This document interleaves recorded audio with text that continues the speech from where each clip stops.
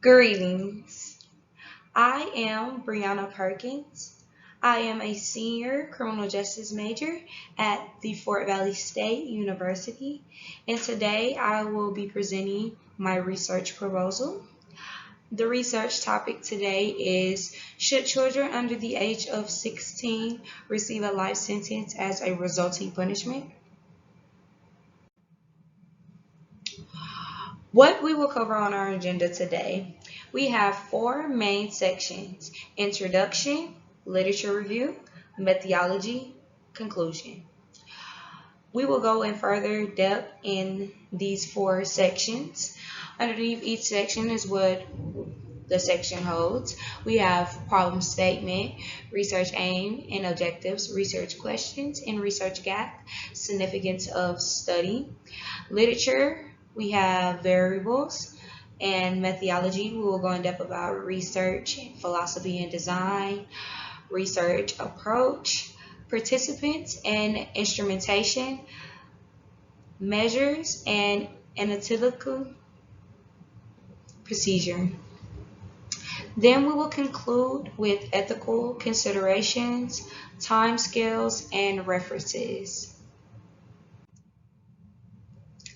Introduction. We have our theoretical framework set up. In the next slide, we will go further in depth about problem statement, research aim and gap, significance of study, research objectives and questions, and its correlations to our research topic today. First, we're going to start off with problem statement. Our problem statement today is: should children under the age of 16 be waived to adult court? Some argue that some under the age of 16 shouldn't be held responsible for their consequences because they're still trying to distinguish the difference between right and wrong. And others can argue that children by as early as 2 years old are capable of distinguishing between right and wrong. We're going to move over to our research aim. Our research aim is geared toward a child's ability to distinguish between right or wrong, basically the measurement of a child's culpability. Then we're going to talk about the significance of study. We focus in on the development of child nature, the development of the child's cognitive and social development. Then we're going to move to our research objectives, which is the outcome of children who are waived to adult court, instead of giving other retributions or rehabilitation programs. Then we're going to move to research questions that may arise. We have: how can children learn while being incarcerated so young? Why is jail one of the first options? Then we're going to finally move to research gap, which are several differences between adults and children.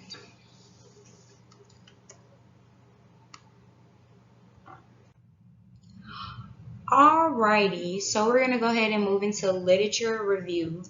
Like mentioned in the introduction, our research gap identified that there are some differences between children and adults.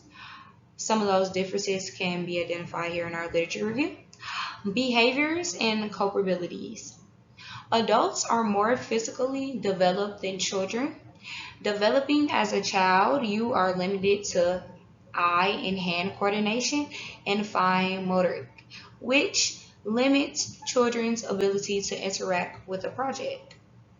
Second, while growing from infancy to adulthood, your cognitive development abilities are still expanding. Social development is also a difference that we've found. As an adult, you already interpret how to use social rules and values. As an adult, have either learned how to develop empathy or how to treat others the way you want them to treat you. Children, their thoughts are limited to self-centered needs, interests, and loves. Children develop into adulthood, there is a shift in their perception of changes, and they will become familiar with the concept of empathy. So basically, a child is a working project. As an adult, you are already molded or molded into a certain thinking process. Alrighty, so these are some more factual based evidence that we have found on our topic and our methodology. David, professor of child development at Tufts University, stated that most children up to the ages of 6 and 7 make moral judgments based on the damage done. For an example, the kid who broke a glass while washing dishes wouldn't get in as much as trouble as the kid playing with the glass and broke it due to the circumstances and the seriousness of the situation. When a child moves to ages 7 and 8, they begin to make judgments based on intent. Research has stated that by the age of 8, children generally understand that the realization of right and wrong judgment starts to form along with maturity. Alrighty, we will now move into our methodology. Our analytical procedure, we have our participants, which our population and sample will fall in line. Our population in our research today will be children, and the sample would be children under the age of 16. We have our variables. The variables will be children under 16 and jail. Our independent variable would be jail, and the dependent variable would be children under the age of 16.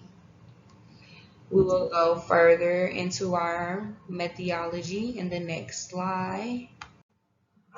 Alrighty, so our topic was qualitative research because we use vast amount of instruments to collect data, such as surveys. We use collected data from various of credible resources and sources. We did a non-probability sampling because we were really targeting one specific group, which is children under the age of 16. When we did our surveys, we used demographics aimed towards specifically that certain age group under 16, but we did all ethnicities, meaning boy, girl, white, black, Asian.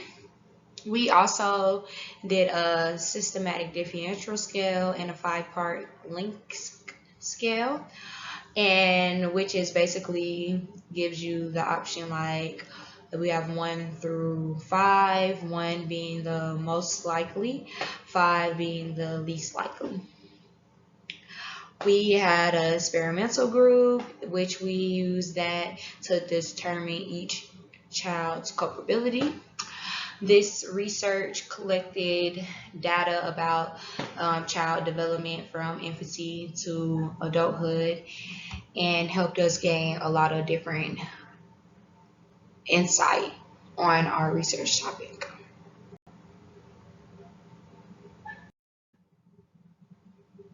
Alrighty, so we're going to go ahead and conclude. We have our ethical considerations, which are research data and other resources were collected to prove that children between the ages of 7 and 15 have the ability to tell right from wrong. Proving the culpability of a child can be very difficult. The younger the child, the harder the chance to prove culpability. Our research has proven that there are several differences between adults and children's behaviors and capabilities. This is our Gantt chart and thesis timeline, keeping track of the whole project from the abstract to the research proposal with our start and end dates. Then we are concluding with our reference page with our links and sources. Thank you for your time. This will conclude this presentation.